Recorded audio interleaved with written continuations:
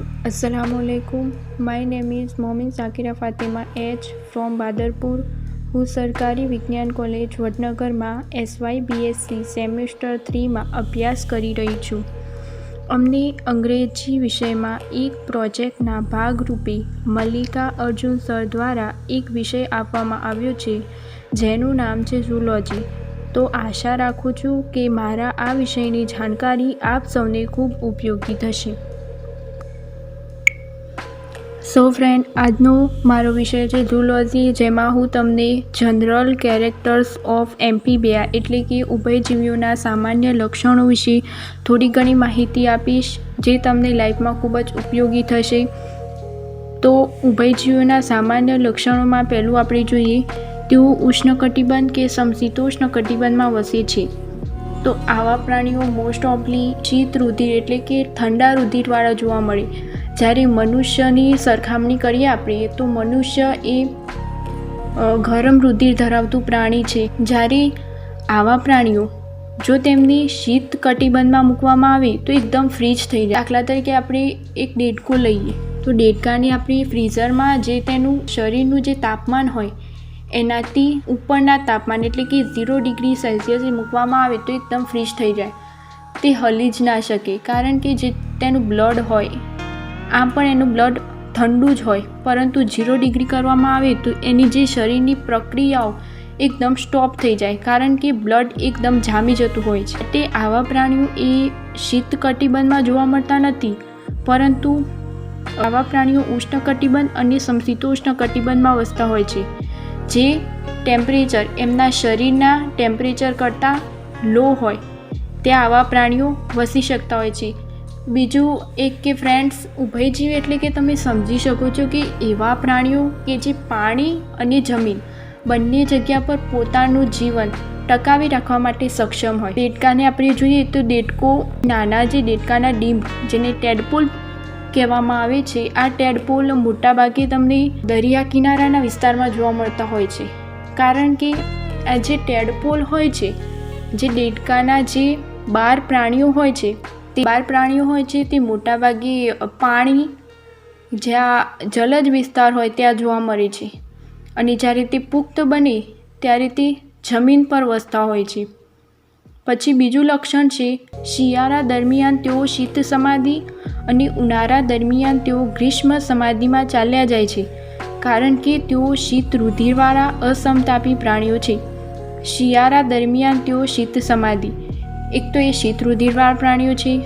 જ્યારે શિયાળો હોય ત્યારે આપણને ખબર છે ઘણીવાર ખૂબ ઠંડી પડતી હોય છે, ત્યારે આવા પ્રાણીઓની જે શરીરનું ટેમ્પરેચર હોય એ વાતાવરણના ટેમ્પરેચર કરતાં ઓછું હોય. જ્યારે વાતાવરણનું ટેમ્પરેચર વધે ત્યારે આ પ્રાણીઓની જે શરીરની ક્રિયા હોય એકદમ લો થતી જાય, એટલે આવા પ્રાણીઓ જમીનમાં ચેક ઊંડે જતા રહેતા હોય છે શિયાળા દરમિયાન. તેવી જ રીતે ઉનાળા દરમિયાન જ્યારે ગરમી બહારનું વાતાવરણનું જે ટેમ્પરેચર હોય જે તેમના ટેમ્પરેચર જે શરીરના જે તેમનું શરીરનું દરરોજનું જે ટેમ્પરેચર હોય એના કરતાં વધી જાય, ત્યારે આવા પ્રાણીઓ એ જમીનમાં છેક ઊંડે ચાલ્યા જાય છે અને પોતાનું જીવન ટકાવી રાખવા માટે જે એકદમ જરૂરી હોય એવી જ ક્રિયાઓ ચાલુ રાખતા હોય છે. બાકી બીજી જે વધારાની ક્રિયાઓ એકદમ બંધ કરી દેતા હોય છે.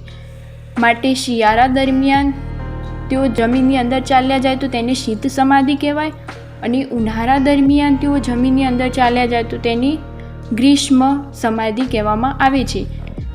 પછી તેઓ શીત રુધિરવાળા અસમતાપી, પહેલાં આગળ તમને કહ્યું એ પ્રમાણે તેઓ શીત એટલે કે ઠંડુ રુધિર ધરાવતા હોય છે. જ્યારે મનુષ્ય એ ગરમ રુધિરવાળું પ્રાણી છે, ઉષ્ણ રુધિરવાળું કહી શકાય. તો આવા પ્રાણીઓ અસમતાપી પ્રાણીઓ એટલે કે મનુષ્ય એ સમતાપી પ્રાણી છે જેનું શરીરનું તાપમાન આપણે જાણીએ છીએ આપણું શરીરનું તાપમાન 37 ડિગ્રી સેલ્સિયસ છે. ચોમાસું હોય, ઉનાળો હોય કે શિયાળો, 37 ડિગ્રી સેલ્સિયસ જ રહેતું હોય છે. પરંતુ જે આ ઉભયજીવી પ્રાણીઓ છે તેઓ એક તો ઠંડા રુધિરવાળા છે અને તેઓ એવા વાતાવરણમાં વસતા હોય છે, અને તેઓ પ્રમાણે બહારનું વાતાવરણ જેમ કે ઉષ્ણકટિબંધનું વાતાવરણ કહીએ એ પ્રમાણે પોતાનું શરીરનું ટેમ્પરેચર ચેન્જ કરતા હોય છે. એવું નહીં કે મનુષ્યના જેવું જ કે એક જ ટેમ્પરેચર સાચવી રાખતા હોય. તેઓ વાતાવરણ પ્રમાણે અનુકૂલિત થતા હોય છે. માટે તેઓ અસમતાપી પ્રાણીઓ છે. જ્યારે મનુષ્યનું લઈએ આપણે એક્ઝામ્પલ, તો મનુષ્ય એ સમતાપી પ્રાણી છે, જે પોતાનું શરીરનું ટેમ્પરેચર 37 જ સાચવી રાખતા હોય છે. પછી બીજું આગળ, તેઓમાં બાહ્ય કંકાલ ગેરહાજર તેમજ ત્વચા પર ભીંગડાઓનો અભાવ જોવા મળે.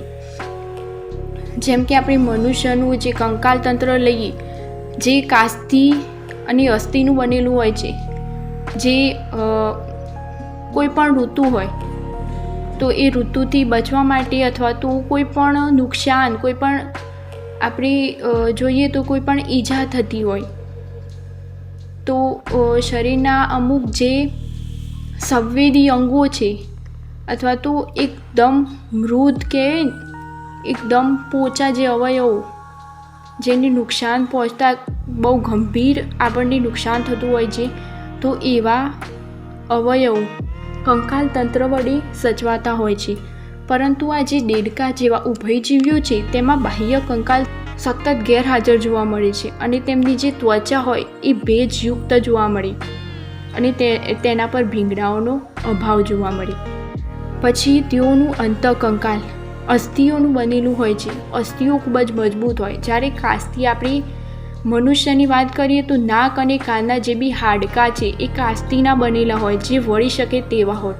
જ્યારે અસ્થિને આપણે વાળી શકતા નથી, તે ખૂબ જ મજબૂત હાડકું કહેવામાં આવે છે. તો એવી જ રીતે જે ફ્રોગ હોય, જે દેડકા હોય, તેમનું અંતઃકંકાલ અસ્થિનું બનેલું હોય. પછી તેઓમાં સ્કંદ મેખલા અને નિતંબ મેખલા ખૂબ જ મજબૂત જોવા મળે. પછી તેઓમાં 2 જોડ ઉપાંગો આવેલા હોય, જેમાં પ્રત્યેક ઉપાંગ 4 થી 5 નહોરવિહીન આંગળીઓ ધરાવે. દેડકામાં 2 ઉપાંગો આવેલા હોય.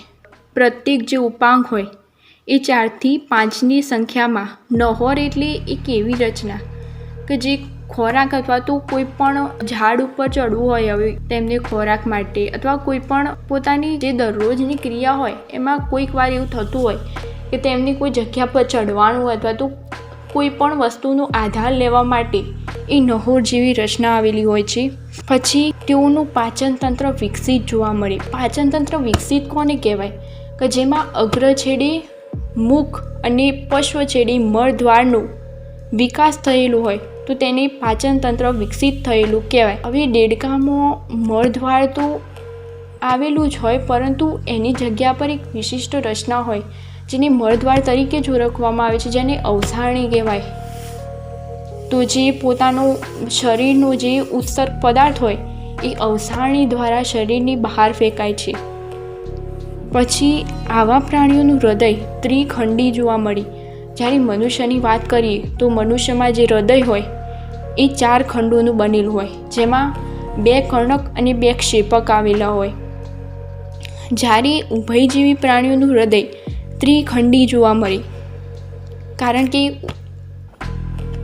આપણે ભાગ પાડીએ તો પહેલાં ઉભયજીવી આવે, પછી વિહંગ, પછી સરીસૃપ, પછી સસ્તન આવે. તો આમ ઉભયજીવીથી સસ્તન તરફ જઈએ તેમ વિકાસ થતો જાય. માટે ઉભયજીવી જે પ્રાણીઓ છે તેમાં ત્રિખંડી હૃદય જોવા મળે. જ્યારે સસ્તન એટલે કે મનુષ્ય એ જેમાં 4 ખંડોવાળું હૃદય જોવા મળે. આવા પ્રાણીઓનું હૃદય ત્રિખંડી હોય, જેમાં 2 કર્ણક અને 1 ક્ષેપક જોવા મળે. પછી આવા ઉભયજીવી પ્રાણીઓ એ ખુલ્લા પ્રકારનું રુધિરાભિસરણ તંત્ર ધરાવતા હોય. જ્યારે મનુષ્યની વાત કરીએ તો મનુષ્ય એ બંધ પ્રકારનું રુધિરાભિસરણ તંત્ર ધરાવતું હોય. બંધ પ્રકારનું એટલે કે જેમાં શીરા અને ધમની જેવી રચનાઓ આવેલી હોય, તો જેમાં બ્લડ ચોક્કસપણે શીરા અને ધમની મારફતે વિવિધ અવયવોમાં ટ્રાન્સફર થતું હોય. પરંતુ ઉભયજીવીઓમાં એવું હોતું નથી. ઉભયજીવીઓમાં ખુલ્લા પ્રકારનું રુધિરાભિસરણ તંત્ર જોવા મળે. એટલે કે બ્લડને વિશિષ્ટ યોગ્ય જગ્યા પર લઈ જવા માટે કોઈ ધમની કે શીરા જેવી વિશિષ્ટ રચના જોવા મળતી નથી. પછી આવા પ્રાણીઓ મતલબ કે જે ઉભયજીવી એમ્ફીબિયા છે એ ગર્ભાવસ્થા દરમિયાન ઝાલરો દ્વારા શ્વસન કરતા હોય. મેં કહ્યું તે પ્રમાણે જ્યારે આ ઉભયજીવી જે પ્રાણીઓ હોય જેમના બાળ શિશુ જેને ટેડપોલ કહેવામાં આવે છે, આ ટેડપોલ શરૂઆતમાં જે જલદ જીવન કાઢતા હોય છે કારણ કે તેમાં બાહ્ય ફલન જોવા મળે.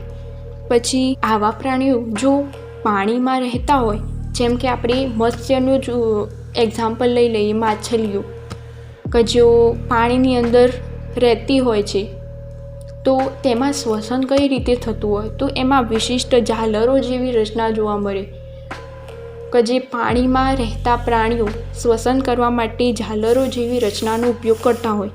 પછી જ્યારે આ ફ્રોગ જેવા જે ઉભયજીવીઓ છે એ પોતાની બાળ અવસ્થામાંથી જ્યારે પુખ્ત અવસ્થામાં આવે ત્યારે તેઓ જમીન પર વસતા હોય. જમીન પર વસે એટલે ફેફસા, મુખ, ગુહા અથવા તો ત્વચા જેવા અવયવો ધરાવે શ્વસન કરવા માટે. જેમ કે આપણે મનુષ્ય જ લઈ લઈએ તો મનુષ્ય એ ફેફસા દ્વારા શ્વસન કરે કારણ કે એ જમીન પર વસતું પ્રાણી છે. પછી માછલી લઈ લઈએ કારણ કે એ દરિયાવાસી અથવા તો જલજ વિસ્તારમાં વસતું પ્રાણી છે, તો તે ઝાલરો ધરાવતું હોય શ્વસન કરવા માટે. તો ઉભયજીવી તે જમીન પર પણ રહેતા જોવા મળે અને પાણીમાં પણ રહેતા જોવા મળે. આ માટે તેઓ જ્યારે જલજ વિસ્તારમાં રહેતા હોય ત્યારે શ્વસન કરવા માટે ઝાલરો ધરાવે. જ્યારે તેઓ જમીન પર આવે ત્યારે ત્વચા દ્વારા ત્વચીય શ્વસન કરે, ફેફસા દ્વારા ફુફ્ફુસીય શ્વસન કરે અથવા તો મુખ, ગુહા દ્વારા શ્વસન કરતા જોવા મળે. પછી આવા પ્રાણીઓનું જે ચેતાતંત્ર હોય જેની નર્વસ સિસ્ટમ કહેવામાં આવે છે, ચેતાતંત્ર એ ખૂબ જ વિકસિત જોવા મળે. પછી ચેતાતંત્રની રચના કઈ રીતે થાય, તો જેમાં ચેતાઓ, ચેતાકંદો, ચેતાકોષો ભેગા મળી એક ઝાડ, ચેતા ઝાડ જેવી રચના કરે જેને ચેતાતંત્ર કહેવામાં આવે. જેમાં બ્લડનું સર્ક્યુલેશન એ ચેતાકોષો દ્વારા વિવિધ અવયવોમાં થતું હોય, સંદેશા વ્યવહાર સંપૂર્ણ રીતે થતો હોય. તો આ પ્રકારનું જે બી નર્વસ સિસ્ટમ હોય તેને વિકસિત કહેવામાં આવે છે. પછી આવા પ્રાણીઓ અંડપ્રસ્રવી પ્રાણીઓ છે. અંડપ્રસ્રવી એટલે કે ઈંડા મૂકતા પ્રાણીઓ.